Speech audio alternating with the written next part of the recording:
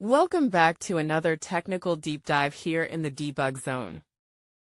Today, we're tackling a big question and breaking it down with insights from other users. Hopefully this clears up some misconceptions and helps you get the answer you need. So buckle up, stay a little curious, and let's jump right in.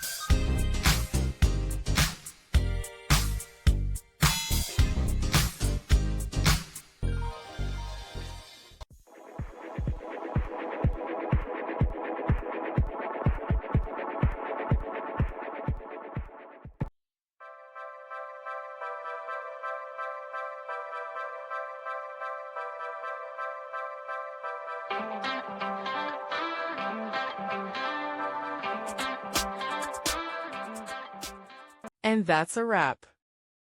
I hope you found the answer you were looking for. If you did, take a second to hit that subscribe button. It really helps out. And let me know in the comments which solution worked best for you.